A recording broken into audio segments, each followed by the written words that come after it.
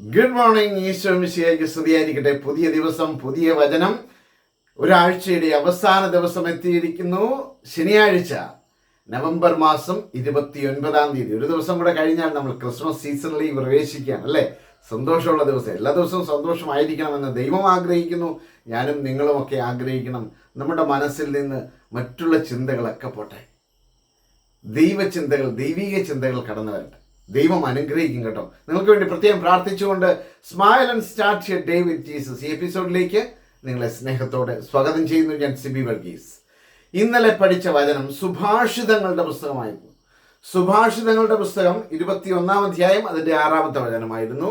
കള്ളം പറയുന്ന നാവ് നേടിത്തരുന്ന സമ്പത്ത് പെട്ടെന്ന് തിരോഭവിക്കുന്ന നീരാവിയും മരണത്തിൻ്റെ കെണിയുമാണ്. പെട്ടെന്ന് തിരോഭവിക്കുന്ന നീരാവി, മരണത്തിൻ്റെ കെണി. അതായത് സമ്പാദ്യം മാത്രമല്ല, ഓർത്തിരിക്കണം, അത് ആർക്കും വ്യക്തിപരമാവാം, സാമൂഹ്യപരമാവാം, സഭാപരമാവാം.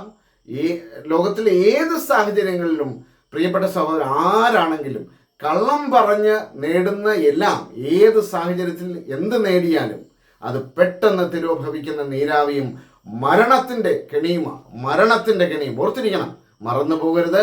ഇന്ന് പഠിക്കുന്ന വചനം നമ്മൾ വിശുദ്ധ പൗലോസ് ശ്ലീഹ കൊലോസ്സുകാർക്ക് എഴുതിയ ലേഖനം 4-ാം അധ്യായം അതിൻ്റെ 6-ാമത്തെ വചനമാണ്. വിശുദ്ധ പൗലോസ് ശ്ലീഹ കൊലോസ്സുകാർക്ക് എഴുതിയ ലേഖനം 4-ാം അധ്യായം 6-ാം വചനം. The letter of Saint Paul to the Colossians, chapter 4, verse 6. ഓർത്തിരിക്കണം, മറന്നു പോകരുത്. നിങ്ങളുടെ സംസാരം എപ്പോഴും കരുണാമസൃണവും ഹൃദ്യവുമായിരിക്കട്ടെ. നിങ്ങളുടെ, അതായത് നമ്മുടെ ഓരോരുത്തരുടെയും സംസാരം മറ്റുള്ളവരെ അലോസരപ്പെടുത്തുന്ന, മറ്റുള്ളവർക്ക് വേദന ഉണ്ടാകുന്ന, മറ്റുള്ളവരെ ശപിക്കുന്നതല്ല, മറിച്ച് വചനം പറയുകയാണ്, നിങ്ങളുടെ സംസാരം എപ്പോഴും കരുണാമസൃണവും ഹൃദ്യവുമായിരിക്കട്ടെ. Let your speech always be gracious. Let your speech always be gracious.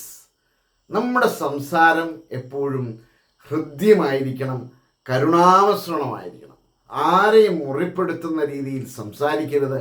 ആരെയും അതായത് ചില സമയങ്ങളിൽ മുറിപ്പെടുത്തുന്നത് അവരുടെ നന്മയ്ക്കായിരിക്കും, പക്ഷെ അത് അവരെ സ്നേഹിച്ചുകൊണ്ട് വഴക്ക് പറയുന്നതോ സംസാരിക്കുന്നതൊക്കെ ആയിരിക്കും. എന്നാൽ നമ്മുടെ സംസാരം അവിടെയും സ്നേഹമുണ്ടാവണം. കരുണയോടുകൂടി സംസാരിക്കാൻ നമുക്ക് പഠിക്കണം.